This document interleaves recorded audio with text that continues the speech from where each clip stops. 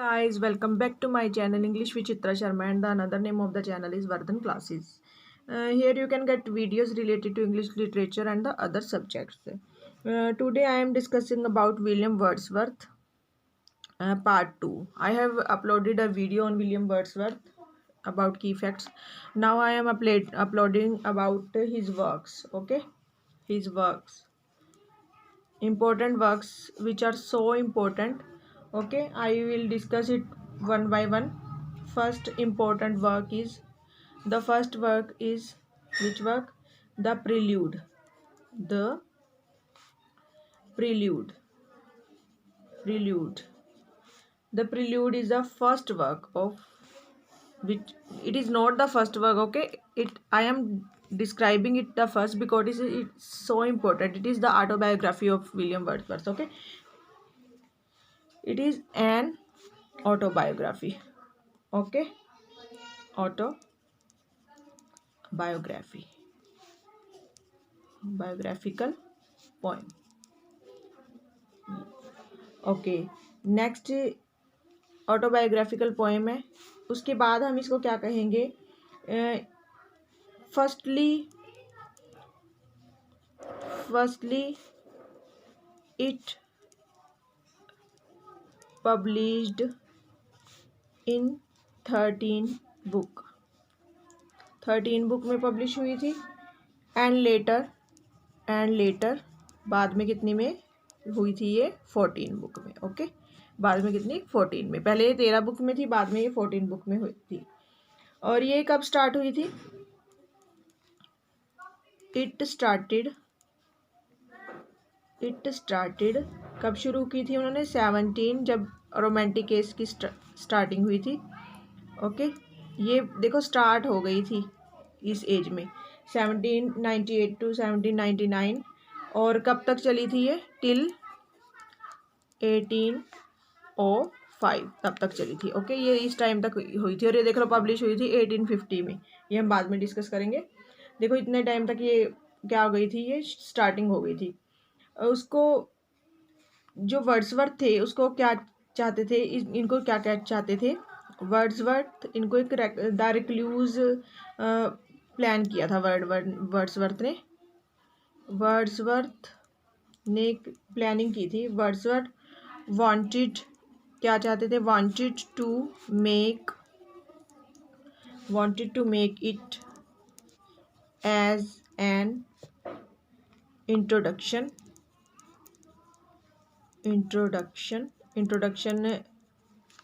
के तौर पे टू द रेक्ल्यूज। इंट्रोडक्शन सोचा था इन्होंने। जैसे इन्होंने सोचा था वास्ट वर्क।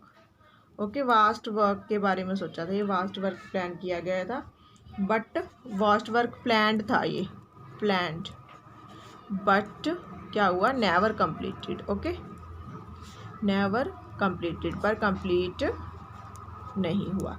इसके बाद अगर हम बात करें इसके की पॉइंट्स की, तो जो इसकी स्टार्टिंग है, the starting of this poems title, starting में इसका पोएम का टाइटल क्या था? स्टार्टिंग में बात हो रही है, स्टार्टिंग में, जब ये स्टार्टिंग में इस टाइम पे 1798 टू 99, इसका स्टार्टिंग में टाइटल था the poem to Coleridge.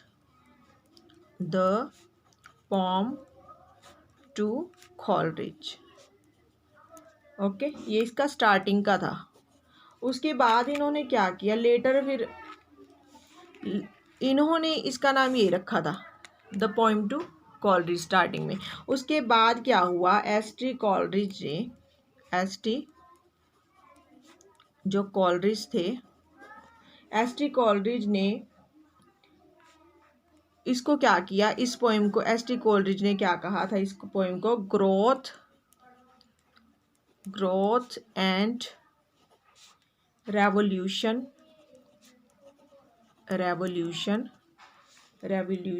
Of an individual mind bye Coleridge. इन्होंने ये कहा था, एसटी कॉलरिज ने क्या कहा था? Growth and revolution of an individual by mind by Coleridge, ये इन्होंने कहा था, इस पोएम को डिस्क्राइब किया था। ओके, अब इसका जो प्रेजेंट टाइटल है, प्रेजेंट टाइटल क्या है? प्रेजेंट टाइटल देखो, ना तो ये इसका title the poem to Coleridge है, ना इसका टाइटल है growth and revolution. I think this is clear to you, yes. और ना इसका है growth and revolution of an individual mind by Coleridge, ये भी नहीं है। इसका प्रेजेंट टाइटल है the growth of poet's mind. Present title क्या है? Present title the prelude, prelude. इसका क्या है? ग्रोथ ऑफ द, क्या है इसका title? Growth of poet's mind, poets mind, ये है प्रेजेंट टाइटल। कब पब्लिश हुई थी? 1850 में।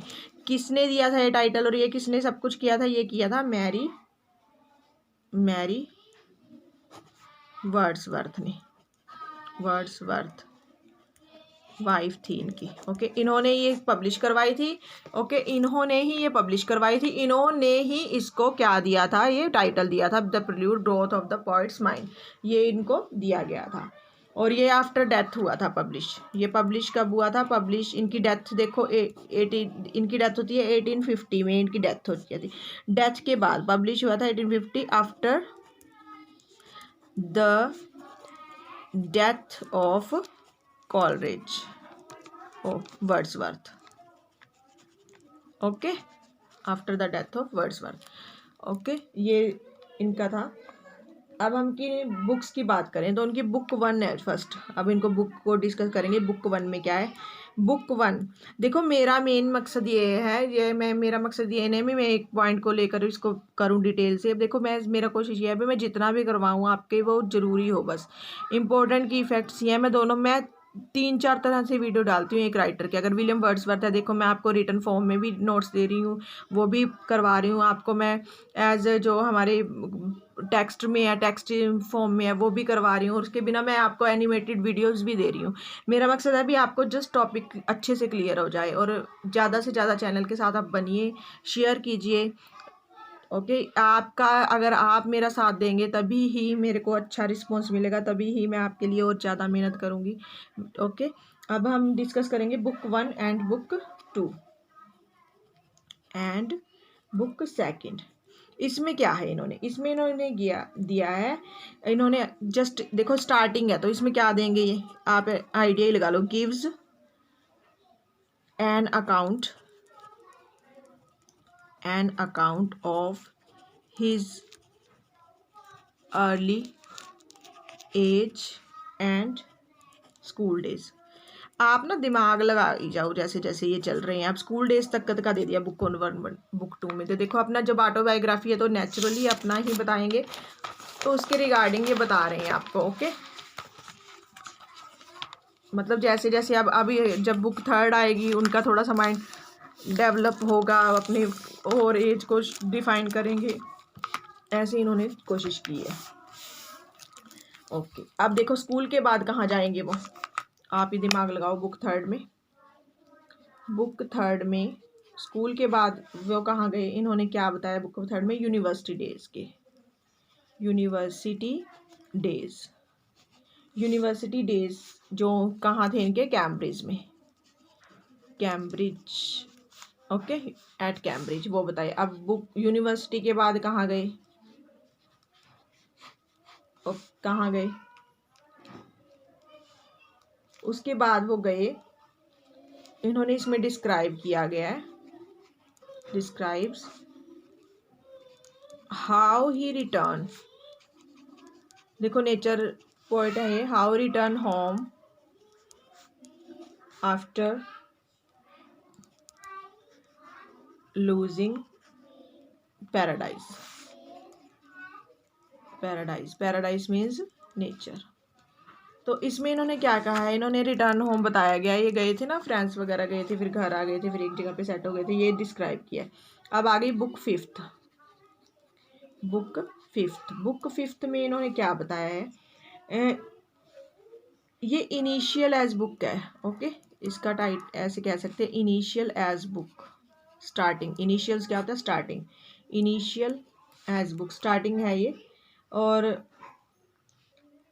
इन्होंने अपना क्या बताया गया है कि इनका लिटरेचर के प्रति क्या झुकाव है। ओके, लिटरेचर के प्रति इनका क्या झुकाव है।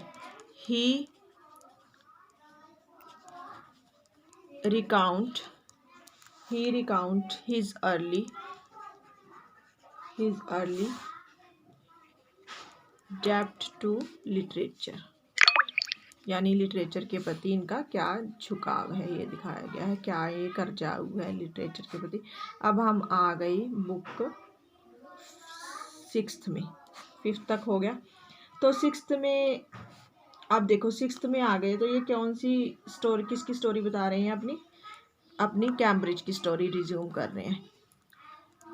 Resume the story of Cambridge की स्टोरी बता रहे हैं। उसके बाद आ गए हम बुक 6 के बाद बुक 7 में।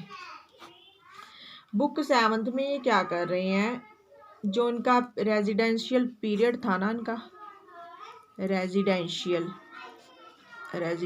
पीरियड कहाँ रहे थे ये? लंदन में, इन लंदन, उसको डिस्क्राइब किया इन्होंने। अब हम आ गए बुक 8 पे।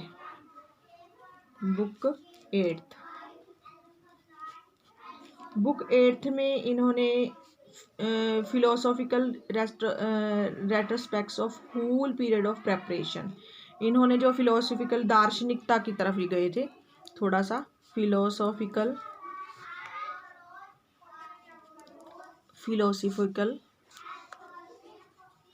रेट्रोस्पेक्शन, जो पुनर्जागरण किया था इन्होंने of his whole period of, जो पीरियड प्रेपरेशन के टाइम पर ये फिलोसॉफिकल पुनर्जागरण हुआ था इनका। ओके, पीरियड ऑफ प्रेपरेशन ये इन्होंने डिफाइन किया। कौन सी बुक है? 8th में। अब आगे हम बुक 9 पे। बुक 9, अब ये गए विजिट टू फ्रांस। कहाँ गए थे? फ्रांस गए थे। फ्रांस में कौन से एनिटी वॉलेट से मिले थे? वहाँ इनके एक बेटी हुई थी कैरोलाइन, ये हमने पहले डिस्कस कर दिया है प्रीवियस वीडियो में। तो यहाँ गए थे और उनका इंटरेस्ट बढ़ गया था, विजिट टू फ्रांस, और उनका इंटरेस्ट बढ़ गया था, उनका इंटरेस्ट इन ह्यूमन माइंड्स, ये आ गया। अब आ गया बुक 10।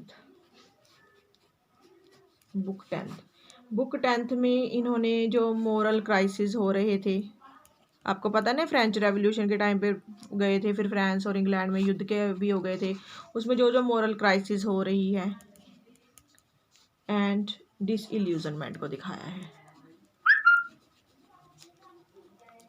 इल्यूजनमेंट, इसको दिखाया गया। अब आ गए हम बुक 11। इन्होंने अपने great achievement of society and human mind, इन्होंने क्या बताया है? ह्यूमन माइंड के ग्रेट अचीवमेंट्स जो किस में मिलते हैं? सोसाइटी में। Achievement of society and human mind. देखो ये बुक का ना थोड़ा सा हो जाता है करना। उसके बाद आ गई बुक 12। बुक 12 की अगर हम बात करें, 12 to 14 तक इकट्ठा ही कर देते हैं, क्या क्या बताया गया इसमें। इन्होंने इन बुक में दिखाया गया है कि जो पोइट्स की है, जो पोइट की रिकवरी हुई है, poet's recovery, I think it's clear to you, जो पोइट की रिकवरी हुई है, ओके, पोइट की रिकवरी हुई है फ्रॉम डेस्पेयर, जो उसको दुख वगैरह हुआ है डेस्पेयर से, और उसका जो रेस्टोरेशन हुआ है फेथ, उसका नेचर के प्रति जो लगाव बढ़ा, नेचर लव, उसको दिखाया गया है, एंड उसका इन्फ्लुएंस दिखाया गया है। इन्फ्लुएंस किस किस का इन्फ्लुएंस था उन पर? एक तो कॉलरिज का था, ओके, एक और मेन पर्सन है उनका था, एंड डोरथी। कमेंट में बताना डोरोथी कौन थी। ओके, इनका था। ये बुक मैंने डिफाइन कर दी है आपको, ये मैंने बुक्स डिफाइन कर दी हैं, 14 की 14 बुक्स डिफाइन कर दी है। अब इसको आप 3-4 बार वीडियो को देख लेना, आपको पता लग जाएगा किस बुक में किस बारे में बात हो रही है। स्टार्टिंग में इस पोएम को क्या इन्होंने कहा था, द पोएम टू कोलरिज।